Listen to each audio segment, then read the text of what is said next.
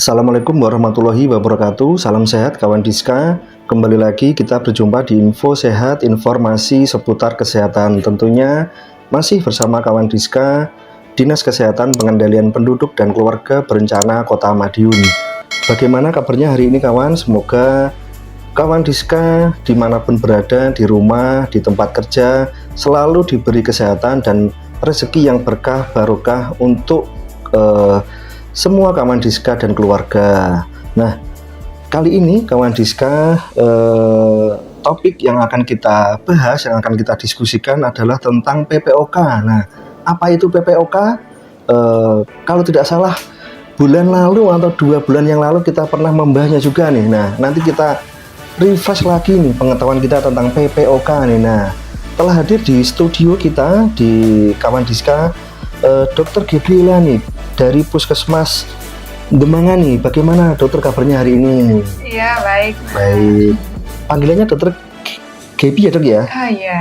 Oke, nah beliau dari Puskesmas Demangan nih kawan Diska. Nanti akan kita kupas tuntas nih seputar PPOK nih. Nanti jika kawan Diska ada pertanyaan atau yang kurang paham nih, bisa langsung dituliskan di live chat kolom kita nih di IG @promkes Kota Madiun nih. Nah, kita review sedikit dulu nih dok tentang PPOK nih. Ini apa nih sebetulnya? Ini penyakit apa nih? PPOK. Ya. Ya, PPOK itu penyakit paru obstruktif kronis ya. Jadi biasanya disebabkan karena ada proses inflamasi pada bagian paru-paru sehingga terjadi destruksi permanen pada bagian paru-paru. Jadi proses inflamasi ini akan menyempitkan lumen dari saluran pernafasan kita sehingga terjadi gangguan aliran udara dan juga akan terjadi penurunan dari pengembangan dari kapasitas paru-paru kita. Oke, jadi penyakitnya ini sudah kronis ya dok ya? Iya. Oke, nah bedanya dengan penyakit paru lainnya apa nih dok? Kayak apakah sama seperti asma atau apa flu biasa nih dok? Kalau beda dengan flu biasa ya memang kadang-kadang kita sering tertukar gitu ya. Iya.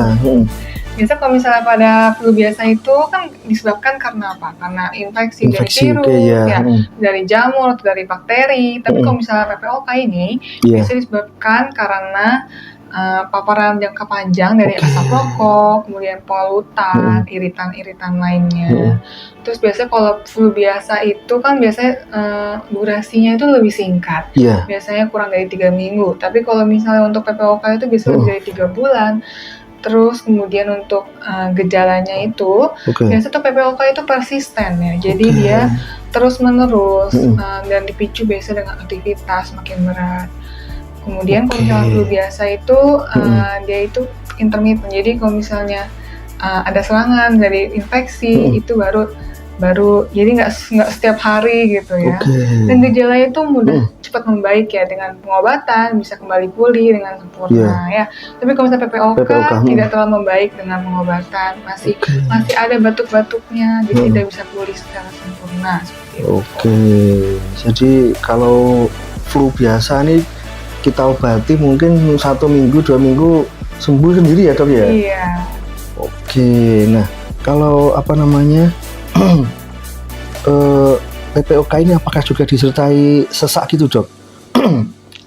Iya, kalau PPOK tuh bisa ada sesaknya. Tapi kalau misalnya flu kan biasa jarang ya sesak gitu. Yang nggak sampai, kalau flu nggak sampai sesak yang parah gitu ya dok ya? Iya. Nah untuk kondisi pasiennya dok nih, kalau flu kan mungkin 2 minggu 3 minggu sembuh nih. Kalau PPOK ini bagaimana dok? Nah, seperti yang tadi saya sudah sebutkan ya, biasanya memang tidak terlalu membaik ya. Apalagi kalau misalnya dipicu dengan aktivitas, sesaknya itu semakin berat biasanya ya. Nah tadi juga sempat disebutkan ya, mungkin karena paparan dari lingkungan ini. Nah, karena setiap penyakit itu pasti ada penyebabnya, itu salah satunya rokok nih dok. Nah ini apakah PPOK ini juga salah satu penyebabnya atau penyebab utamanya ini apakah rokok nih dok? Iya benar banget ya, jadi rokok ini penyebab utama 80-90%. Penyebab utama nih, baik. Tapi memang juga ada sumbangan lain dari misalnya paparan polusi udara ya, keluaran dari asap debu, terus kemudian asap dari pembakaran kayu maupun asap arang, atau misalnya bahan-bahan kimia. Dan juga ada faktor genetik yang bisa kekurangan enzim alfa-1 antitripsin. Jadi itu ya kawan Rizka ya, penyebab utama nih. Berapa persen tadi dok? 80-90% nih. PPOK itu disebabkan oleh rokok nih. Perokok terutama, bukan rokoknya. Kalau rokoknya kita rokok kan enggak apa-apa, tapi yang perokok nih. Nah, apakah PPOK ini selain disebabkan oleh perokok aktif ini, apakah yang pasif juga beresiko nih dok? Nah, benar banget ya. Jadi memang perokok pasif terutama untuk anak maupun istri dari perokok yang berat, yang ngerokoknya di rumah itu juga beresiko besar dan sering terjadi PPOK. Nah, dari rokok tadi terutama dok, ini kenapa kok bisa menyebabkan rokok itu dok? Apa karena asapnya kah, atau apa namanya kandungan dari rokok itu apa? Nikotin atau apa itu namanya satunya dok, lupa saya. Nah, seperti itu dok. Bagaimana dok perjalanannya ini? Iya, jadi karena ada rokok itu kan molekul asing ya. Molekul asing ini akan menimbulkan inflamasi atau peradangan pada saluran pernapasan kita, di bronkus, bronkiolus, alveolus kita, sehingga juga terjadi hipersekresi dari mukus, berlendir. Jadinya lumen dari saluran pernapasan itu jadi semakin menyempit, sehingga terjadi gangguan aliran udara dari paru-paru kita. Tuh, karena memang apa namanya paparan asing ya, itu ya dok ya, terutama ya. Juga debu, iritan, dan polusi udara juga bisa mengganggu nyiptain PPOK. Nah sekarang gejalanya nih dok, apakah gejala PPOK itu sesak berat atau batuk terus menerus? Nanti kita curiga juga dengan TB lah, jangan-jangan dok gejalanya nih. Iya, bisa jadi batuk ya, batuk dahaknya kental, warnanya kuning, biasanya pagi-pagi. Terus juga disertai dengan sesak, apalagi dipicu dengan aktivitas makin memberat. Terus bisa juga kalau misalnya perokok berat itu paru-parunya kita bisa sebut namanya barrel chest. Jadi bentuk dadanya itu seperti tong ya, bentuknya berubah. Terus juga bisa terjadi sianosis, kebiruan pada kuku. Kemudian juga bisa clubbing finger. Biasanya itu terjadi karena hipoksemia yang kronis, jadi kurang oksigen dalam jangka waktu panjang. Jadi batuk juga dahak. Mungkin yang membedakan dengan TB, nanti kalau TB itu dahaknya dicek lagi ya dok ya, mungkin ya dengan TB ya. Pemeriksaan sekutu. Terus biasanya ada gejala lain seperti penurunan berat badan, keringat malam, demam. Nah dari gejala-gejala tersebut nih dok, ini apakah PPOK ini bisa mengganggu aktivitas kita sehari-hari nih dok, terutama yang apa namanya pekerja aktif? Nah ini seperti apa nih? Jelas sekali ya, apalagi PPOK ini sempat mengganggu naik tangga, jalan juga jadi cepet capek. Terus bahkan ada yang kalau berat itu bahkan mandi sekalipun dia merasa sesak gitu ya. Jadi naik tangga itu sudah sudah sesak gitu ya dok ya. Jadi itu ya kawan Rizka ya. Nanti kalau kawan Rizka di rumah nih yang naik tangga atau jalan pun sudah sesak nih, nah terutama yang perokok nih, itu bisa datang ke puskesmas, bisa ya dok ya? Nah itu bisa datang ke puskesmas ataupun fasilitas kesehatan nih di Kota Madiun nih, bisa dicek lebih lanjut nih. Nah kita lanjutkan dulu nih dok nih. Nah untuk penegakan diagnosisnya nih dok nih, ini seperti apa nih? Apakah dari gejalanya aja atau ada pemeriksaan lanjutan atau penunjang nih dok? PPOK ini. Biasanya untuk gold standarnya itu kita menggunakan alat namanya spirometri ya, untuk mengukur kapasitas dari paru-paru untuk mengeluarkan udaranya. Biasanya untuk post bronchodilator, FS1 per FVC-nya biasa kurang dari 0,7. Terus biasa kita juga lakukan pemeriksaan ya, dari anamnesis, kemudian pemeriksaan fisik, dan juga bisa dari ronsen ya. Seperti itu. Nah, jadi tidak hanya tidak cuma ditebak gitu ya dok ya, kamu sesek nanti curiga pengidap PPOK nih. Nah serta merta seperti itu ya dok ya. Jadi ada pemeriksaan lebih lanjut ya. Nah selain PPOK nih, tadi kan sudah kita sepil sih sebetulnya. Nah yang menyebabkan sesak itu apa dok? Selain PPOK nih dok? Iya, banyak ya, nggak cuma PPOK doang, bisa juga karena asma. Nah, tadi asma itu bisa ada riwayat asma dari kecil atau di keluarga ada. Terus kalau nafas bunyinya ngik-ngik, ada riwayat alergi sebelumnya, misal alergi dingin, alergi debu ya. Terus juga penyakit jantung nih seringnya. Penyakit jantung itu biasanya sering mudah lelah saat beraktivitas. Terus ada edema, bengkak pada kaki, terus kalau misalnya berbaring jadi sesak. Kemudian juga ada juga kayak infeksi saluran pernafasan, misalnya pada pneumonia, TBC, COVID. Nah, biasanya untuk kalau infeksi ini ada demamnya, demam, batuk, sesak ya. Kalau misalnya yang lain itu ada juga alergi, misalnya karena alergi itu bisa muncul gatal-gatal, kemerahan, kemudian suaranya serak.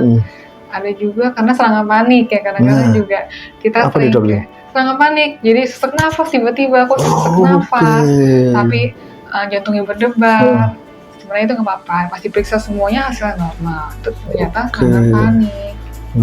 Jantungnya berdebar ketika bertemu si doi, nah itu beda lagi. Itu bukan serangan panik ya dok ya, tapi serangan apa namanya itu? Ya nanti kita bahas selanjutnya nanti. Nah tadi mungkin yang kita lebih itu dok, asma nih dok nih. Nah perbedaannya asma dengan PPOK nih, mungkin apa namanya, apakah apakah asma itu juga termasuk PPOK nih? Nah seperti apa nih dok? Beda ya, kalau asma itu bukan PPOK. Dimulai dari penyebabnya dulu juga sudah beda ya. Asma itu memang dari alergi, misalnya riwayat keluarganya ya. Nah, karena alergi dingin, debu ya. Karena kalau misalnya PPOK memang karena polutan, paparan jangka panjang dari molekul asing seperti rokok, polusi, debu ya. Tapi kalau misalnya asma juga, asma itu juga biasanya usianya itu sejak kecil sudah ketahuan. Tapi kalau PPOK kan karena dia paparan dari jangka panjang, berarti usianya bisa sekitar 30-40 tahunan. Terus dari serangannya, kalau serangan asma itu kadang-kadang mendadak ya. Kalau misalnya dipicu dengan alergen, misalnya dengan debu, baru dia kumat gitu. Tapi kalau PPOK itu kan persisten, jadi dia progresif kronis. Jadi memang sudah dirasakan setiap hari gitu ya. Dan juga dengan pengobatan, kalau asma itu jika diberikan obat dia bisa kembali sesaknya hilang. Tapi kalau misalnya PPOK diberikan pengobatan juga sesaknya membaiknya tidak sesempurna itu ya, membaik sebagian seperti itu. Jadi itu ya kawan Siska ya, perbedaan asma dan PPOK nih. Jadi asma itu bukan termasuk PPOK nih, berdiri sendiri ya dok ya. Karena dari penyebabnya pun sudah berbeda nih. Kalau asma tadi dari alergi, dari riwayat keluarga. Jadi usianya pun mungkin SD sudah ada yang terkena asma ya. Kalau PPOK nggak ada ya dok ya, SD terkena PPOK gitu. Bisa, mungkin kalau misalnya perokok berat kan misalnya anaknya sering terpapar, makanya kita harus menjaga juga ya. Menjaga perokok pasif jangan sampai terkena PPOK. Nah apalagi yang orang tuanya perokok nih, punya anak kecil nih, bukan hanya apa namanya dirinya sendiri nih yang berisiko, tapi juga keluarganya nih juga bisa menimbulkan PPOK di usia masih muda mungkin dok ya. Nah nah setelah terdiagnosis PPOK nih dok ini, apakah bisa sembuh nih? Tadi kalau asma kan ada serangan, diobati, sesaknya bisa hilang nih. Kalau PPOK seperti apa nih? Kalau PPOK itu kalau kita bilang sembuh tidak ya, tapi terkendali ya. Makanya kita kalau bisa mencegah sebelum mengobati. Mencegah lebih baik daripada mengobati. Nah, jadi tidak bisa sembuh ya dok ya? Iya, kita hanya mengontrol supaya tidak menjadi lebih buruk. Itu dengan cara seperti apa dok? Misalnya dengan berhenti merokok.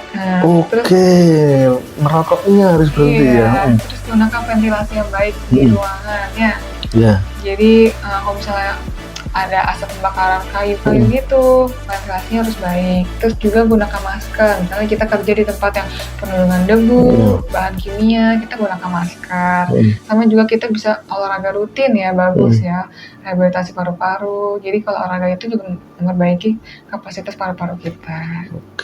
Nah olahraga sedini mungkin ya, karena juga sekarang trennya kan lari, nah mungkin seperti itu. Tapi juga dilihat dari kondisi tubuhnya ya dok ya. Iya. Jangan sudah punya asma mungkin ikut trail run, nah seperti itu ya dok ya. Nah kita lanjutkan dulu nih dok. Tadi, nah kalau berhenti merokok nih, apakah masih ada harapan untuk memperlambat kerusakan paru nih? Iya, jadi kalau misalnya kita berhenti merokok justru bagus ya, karena bisa memperlambat dari penurunan fungsi paru-paru kita, jadi juga mencegah jadi lebih buruk penyakitnya. Oke, jadi itu ya kawan Rizka, sebisa mungkin, bukan sebisa mungkin nih, kita harus berhenti merokok nih apabila sudah ditemukan gejala-gejala yang mengarah ke PPOK ya dok ya. Nah seperti itu nih. Nah untuk yang masih sehat nih, nah untuk mencegah PPOK-nya nih seperti apa nih dok nih? Yang satu jelas mungkin jangan merokok nih, nah pastikan. Untuk yang lainnya seperti apa nih dok nih? Iya, seperti tadi saya bilang, pakai masker ketika kita bekerja di tempat yang penuh dengan debu. Terus juga kalau misalnya lagi naik motor, kadang-kadang kan polusi udara kan, kita nggak pakai masker, kita hirup gitu. Terus juga hindari dari paparan dari asap rokok ya. Jadi kalau misalnya kita ngerokok, sebisanya mungkin yang keluarganya di tempat lain ya, jangan di luar rumah nih merokoknya. Terus juga ventilasinya harus baik dan juga olahraga ya. Nah, tuh. Jadi itu ya kawan Rizka, langkah-langkah nih atau tipsnya nih. Yang utama itu pasti nih stop merokok bagi yang sudah merokok nih. Kalau yang belum merokok ya jangan merokok. Nah, seperti itu. Terus ventilasi udara rumah kita nih. Nah, seperti itu. Terus olahraga rutin. Nah, itu. Nah, sekarang kita masuk ke ada pertanyaan Kak Admin? Nah, kalau tidak ada pertanyaan, sekarang kita masuk ke sesi mitos dan fakta nih dok nih. Yang pertama nih, PPOK apakah hanya menyerang pada orang tua atau lansia nih dok? Itu mitos ya. Mitos ya, oke. Sekarang usia 30 tahun, 40 tahun itu sudah banyak yang PPOK ya. Karena mungkin polutan di lingkungan kita ya dok ya. Apalagi sekarang sudah SMP, SMA sudah ada yang merokok ya. Iya itu SMP, SMA faktor utamanya sudah merokok ditambah polusi. Nah itu. Jadi mitos ya dok ya. Tidak hanya menyerang lansia ya dok ya. Fakta dan mitos yang kedua nih. Kalau sudah berhenti merokok, apakah paru-parunya itu bisa kembali normal atau pulih seperti semula nih dok nih? Bisa nggak? Jadi kerusakan yang udah terjadi itu nggak bisa pulih ya, tapi bisa kita cegah supaya tidak menjadi lebih buruk lagi seperti itu. Jadi tidak bisa kembali normal fungsinya ya dok ya, pasti ada penurunan fungsi ya dok ya. Betul. Nah kita lanjutkan lagi nih untuk PPOK, apakah tidak bisa berolahraga nih dok?